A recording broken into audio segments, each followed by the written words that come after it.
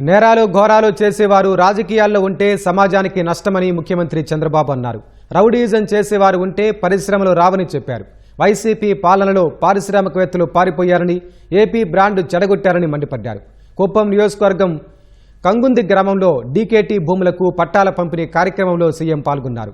6 దశాబ్దాల కంగుంది గ్రామంలో ప్రజలు ఎదుర్కొంటున్న భూ సమస్యకు చట్టబద్ధమైన పరిష్కారం చూపామన్నారు. ఎన్నో ఏళ్లుగా ఉన్న పెండింగ్ సమస్యలను క్రమంగా పరిష్కరిస్తున్నామని సీఎం చెప్పారు. గతంలో గొడ్డల పార్టీ నేతలు రైతుల భూములు బలవంతంగా లాక్కున్నారని, సర్వే రాళ్లపైన కూడా బొమ్మలు వేసుకున్నారని ఆగ్రహం వ్యక్తం చేశారు. వివాదాస్పద భూములపై పకడ్బందీగా సర్వే చేస్తున్నామని చెప్పారు. భూ పట్టాలపై క్యూఆర్ కోడ్, భద్రతా అంశాలు జోడిస్తున్నామని, భవిష్యత్తులో ఎవరూ అక్రమాలు చేసేందుకు వీలు లేకుండా చేస్తున్నామని చెప్పారు. నాన్న సంపాదించిన ఆస్తిలో చెల్లికి వాటా ఇవ్వని నాయకులున్నారని, అలాంటి వారిని ఆదర్శంగా తీసుకోవద్దని సీఎం సూచించారు. సంవత్సరాలుగా ఉండే సమస్యలు ఇవి పరిష్కారం చేసుకుంటూ వస్తున్నాం. ఇటీవల కాలంలో 1924లో ఒక ప్రభుత్వం వచ్చింది. గొడ్డలి పార్టీ విధ్వంసాన్ని నమ్ముకున్న పార్టీ, రౌడీజాన్ని నేరాలను నమ్ముకున్న పార్టీ. ఎవరైనా గాని వాళ్ళ పార్టీకి ఓటు ఏమైనా లేకుంటే వాళ్ళ పార్టీ పట్ల సుముఖంగా లేకపోతే వాళ్ళ మీద కక్ష కట్టి నువ్వు వస్తావా లేదా అనడం, లేకపోతే మీ భూమి నాకు ఇచ్చేయమనడం, తక్కువ ధరకు అమ్మనడం, ఇలాంటి విన్యాసాలు చేశారు. ఎంత విన్యాసాలంటే మీరు ఒకసారి గుర్తుపెట్టుకోవాలి.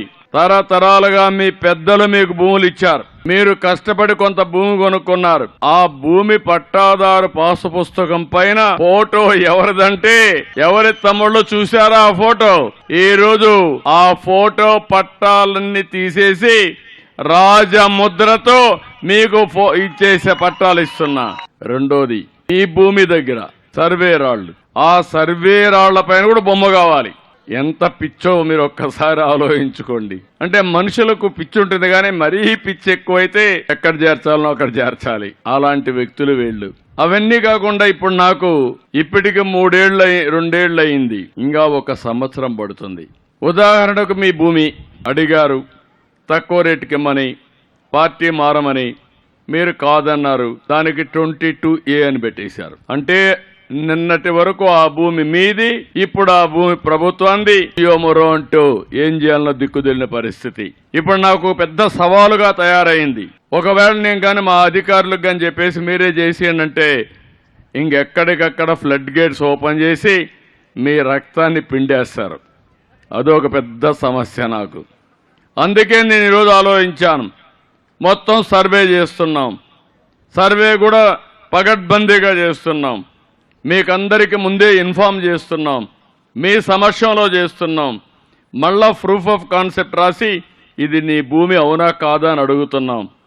మీరు అవునని సంతకం పెడితే మళ్ళా మెడ్రాస్ పంపించి అది కూడా సెక్యూరిటీ ప్రెస్లో మన కరెన్సీ నోట్లు ఎట్టయితే ప్రింట్ చేస్తారో అలాంటి ఇది చేసి ఆ రికార్డ్ అంతా కూడా పకడ్బందీగా పెట్టి చేసి ఆ పుస్తకాలు తెచ్చి మీకు ఇస్తున్నా.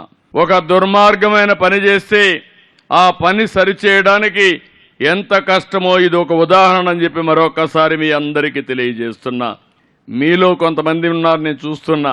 అక్క చెల్లెళ్ల మధ్య గొడవ, అన్నదమ్ముళ్ల మధ్య గొడవ, తల్లికి తండ్రికి పిల్లలకు గొడవ. ఈరోజు సమాజంలో మనం చూసాం, చెల్లెలకు ఆస్తి ఇవ్వనటువంటి అన్నం చూస్తున్నాం. ఆయన మీకు ఆదర్శం కాదు. మీరు గుర్తుపెట్టుకోవాలి. వాళ్ళ చెల్లికి ఆస్తి వాళ్ళ నాన్న సంపాదించిన ఆస్తిలో ఇవ్వనంటే మీరు కూడా అలాంటి వాడు ఒక నాయకుడు అనుకుంటే ఏం చెప్పాలని అడుగుతున్నా. తల్లులు కష్టపడతారు, రాత్రి మగుళ్ళు కష్టపడతారు. మీరు తిండి తినకుండా పిల్లల్ని పెంచి బాగా చదివించి పైకి వస్తే నన్ను చూసుకుంటాడు అనుకుంటారు. అవునా కాదా? అలాంటి పిల్లలు తండ్రిని తల్లిని చూసుకోకపోతే ఏమనిపిస్తుంది తమ్ముళ్ళు అని అడుగుతున్న ఆడబిడ్డలు మీరు ఆలోచించాలి. అలాంటి కొడుకుని ఎక్కడన్నా చూశారా మీరు? అలాంటి కొడుకు రాష్ట్ర పార్టీ గొడ్డలి పార్టీకి అధ్యక్షుడు. తల్లికి తిండి పెట్టలేడు, తల్లిని చూడలేడు. ఆ తల్లి ఆస్తి కబ్జా చేయాలని చూస్తాడు. అడిగితే కోర్టుకి వేస్తాడు. తల్లిని కోర్టుకి ఇచ్చిన వ్యక్తుల్ని ఎక్కడైనా చూశారా అని మిమ్మల్ని అడుగుతున్నా. మీరు అలాంటి వాళ్ళని ఆదర్శంగా తీసుకోవద్దండి.